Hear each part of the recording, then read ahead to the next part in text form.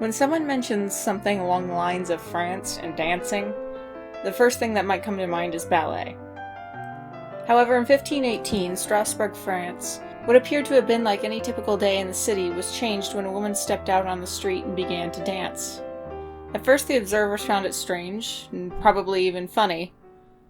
However, they did not expect something so odd, but nevertheless harmless, to have had the impact on their community as it did. As days passed, the woman was still there in the street, dancing. Finally, the woman had collapsed from exhaustion before, astonishingly enough, resuming to dance.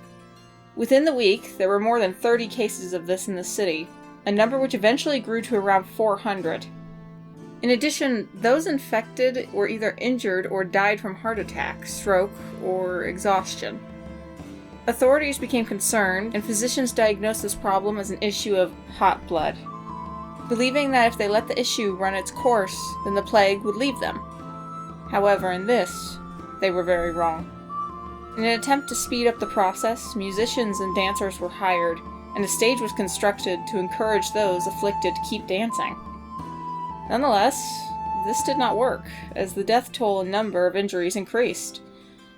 Near the end of the year, the remaining dancers were taken to a mountaintop shrine to pray for forgiveness, as surely they felt that they must have done something offensive to have been afflicted.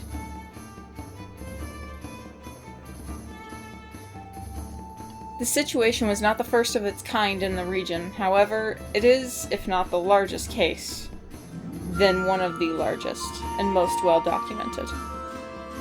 Records from city council, physicians, priests, in addition to other local sources, remain as evidence of what had occurred in Strasbourg. These various cases all have occurred around the border of Germany, most specifically for many towns around the Rhine River. One theory that was proposed by the locals was that it was St. Vitus inflicting this upon them as punishment. St. Vitus is known as the patron saint of epileptics and dancers, although, oddly enough, they may have been partially right. First brought to light by an English physician, Thomas Sydenham, a neurological disorder called Sydenham chorea, or St. Vitus's dance, which is recognized by convulsions of various muscle groups that come from a streptococcal infection, or appeared as rheumatic fever. The next theory as to why this had occurred is contaminated bread, namely a fungus known as ergot. This is a theory that was prominent concerning the Salem witch trials, and why many victims of curses were believed to have been hallucinating.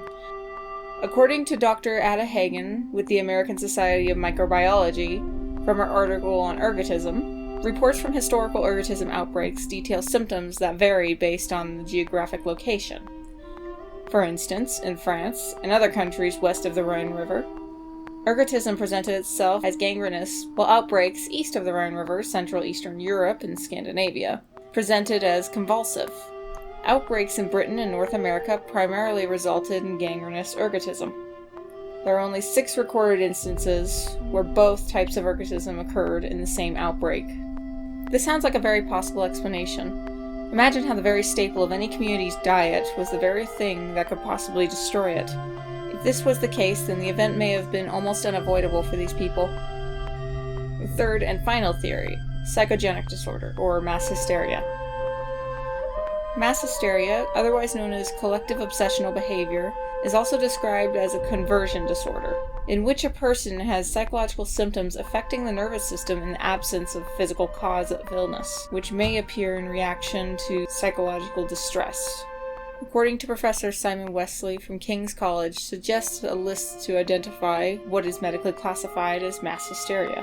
The first, an outbreak of abnormal illness, behavior that cannot be explained by physical disease. It affects people who would not normally behave this way. Third, it excludes symptoms deliberately provoked in groups gathered for that purpose. Fourth, it excludes collective manifestations used to obtain a state of satisfaction unavailable singly, such as fads, crazes, and riots. Fifth, the link between the individuals experiencing this must not be coincidental. What do you think? Do the symptoms fit? Which theory do you believe is accurate? St. Vitus' dance, bad bread, or mass hysteria? Or perhaps all of it?